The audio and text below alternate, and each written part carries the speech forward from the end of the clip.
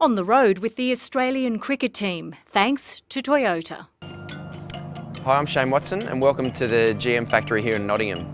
I'm going to take you through a quick process of how the bats are made. And this is the starting point.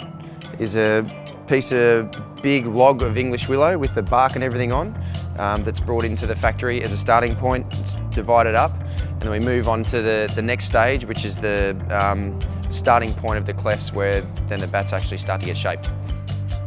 So this is the next step where the wood goes from being the big log, it's taken to the sawmill, and this is the GM's own plantation of English willow that they have.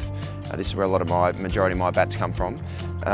So it's all just sawn in the sawmill, turned into clefts of exactly this shape and size, and then it goes into the factory to then be shaped to individual specifications. So the next stage of the process is grading the willow. So someone's in here going through all the clefts that come into the factory, and as a starting point, the top of the range bat has to make sure that the grains are nice and straight, very even. There's not too much colouring in the wood as well. The next one is the 808, and the wood's just the grains. There's a bit more colour through the wood. The grains are a little bit more wavy. They're not as straight as the LE in the top of the range one, but still a nice piece of wood. So the next step is going in to reduce the moisture in the piece of wood to make it a fair bit lighter. So that'll be the next step. We're really in the wine cellar. It's got a constant temperature here between 20 and 22 degrees, and the humidity as well is around 50% to make sure the wood holds its moisture at a similar sort of rate. So yeah, if you've got a couple of nice bottles of wine, I'm surprised there's any not floating around here. They'll actually age very well. We've also got the handles over here as well. So the handles are a cane with cork and rubber in the middle just for vibration. But the handles also need to be at the same moisture content when they come out of this room as well. Otherwise, if the moisture content's different between the handles and the piece of wood as well, and the willow, it means that there's a few problems in the future, like the handle might shrink a little bit more. The join between the bat and the handle might be some issues. So I made sure the detail between every little step across the way, make sure that the bats come out on top of the range. Okay, the next step in the process is to get the bats pressed. So what the machine does is compacts the wood down.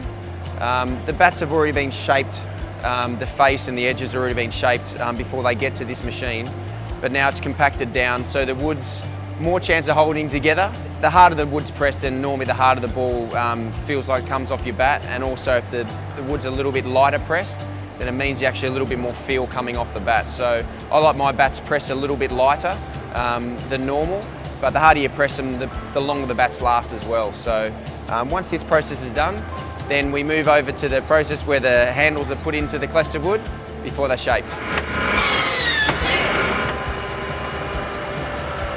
So there we have it, safety first, so our hands are nowhere near the machine.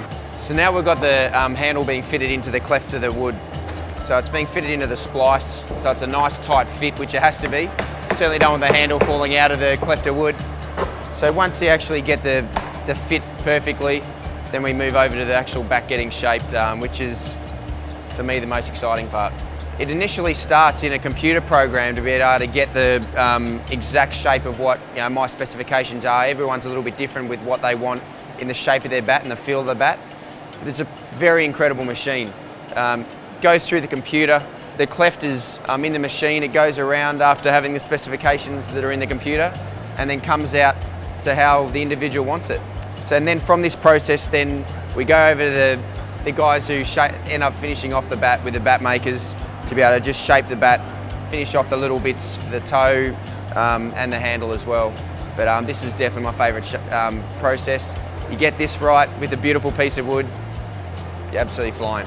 So this is the final process here. We've got Kev, who's been working here at Gunmore for 41 years, who's the bat maker who shapes all the bats, finishes off all the bats. So what he's doing here is after the bats come out of the process of shaping, he just finishes them off in and around the handle, around the toe.